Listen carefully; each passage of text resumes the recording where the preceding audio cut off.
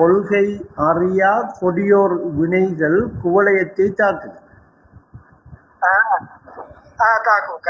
கோடி மக்கள் இறைஞ்சும் போதும் இயற்கை அழிவு நீங்குதா? கொடிய வினைகள் நீங்கும் போது அந்த இயற்கை அழிவு நீங்குது. அப்ப ஒரு இயற்கை அழிவை நீக்கிறதுக்கு, இயற்கை அழிவுண்ட நீக்குறது அந்த கொள்கையில வந்தா அதை நீக்கலாம் என்ற ஒரு அர்த்தம் ஒன்று இந்த பாட்டுல. அதுக்காகத்தான் போட்டுனா, கொள்கைக்கு வந்தா கொடிய வினைகளும் வராது, குவளையத்தை தாக்கையும் மாட்டேன். இந்த கொள்கையை அறியாதத்தாலாம் கொடியோர் வினைகளும் குவளையத்தையும் தாக்குது. கொள்கையை அறியா கொடியோர் என்றா என்ன? கொள்கைக்கு வராதாக்கள், கொள்கைக்குள்ள வராதாக்கள், கொள்கைக்குள்ள வராதாக்கள் கொடியோர் வினைகள். அவ செய்கிற செயற்பாடெல்லாம் குவளையத்தை தாக்குதான். புரிவதா? கொள்கையை அறியார் என்று கொள்கையை அறியாத ஆக்களை கொடியோர் என்று சொல்ற அவசரம். அவங்க வினைகள் என்றா அவங்க செய்யறது குவளையத்தை தாக்குதான். அவங்க செய்யறதுக்கு குவளையம் எதுக்கு தாக்கப்படுது?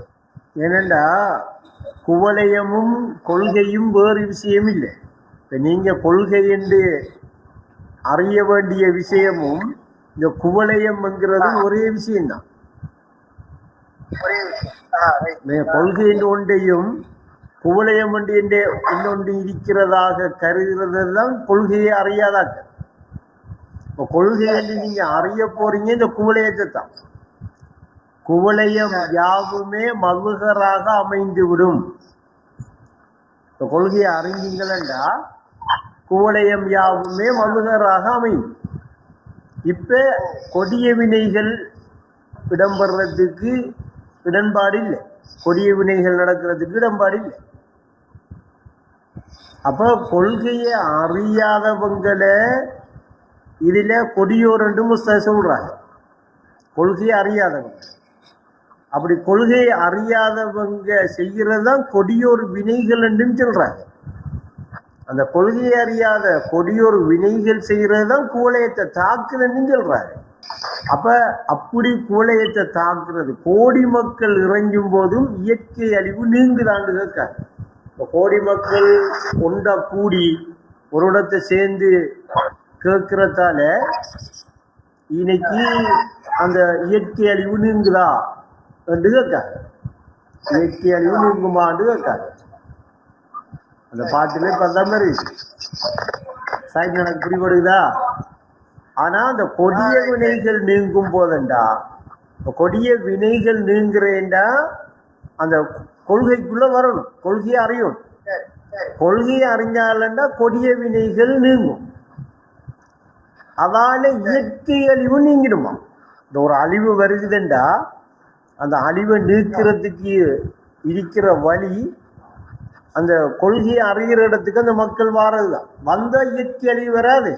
வேறு காண மாட்டாக எண்ணம் விஷத்தை வீசாது.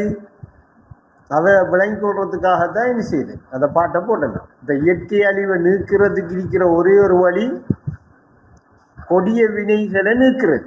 கொடிய வினைகள் நீக்கிறேன்டா இருக்கிற ஒரே ஒரு வழி கொள்கை அறிகிறது. கொள்கைக்குள்ள வாரது, கொள்கை அறிகிற இடத்துக்கு வாரது.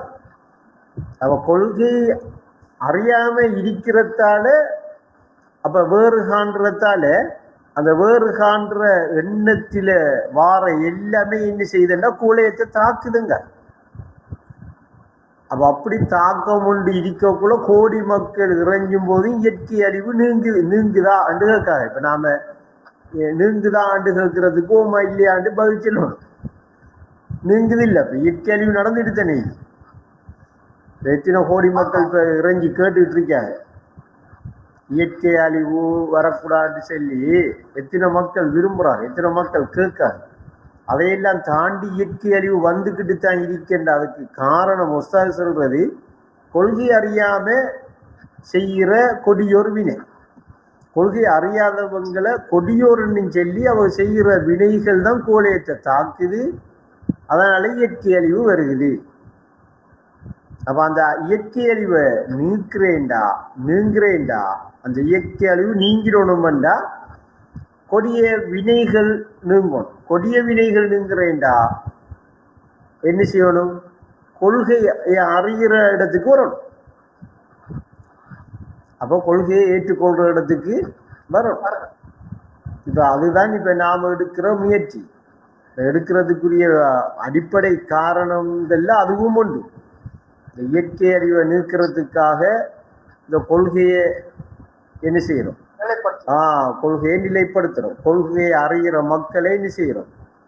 கொள்கையை அவர்களுக்கு கொடுக்கும். அப்ப இந்த கொள்கையை அறிய வேண்டி அதுதான் அது. விளங்கிட்டா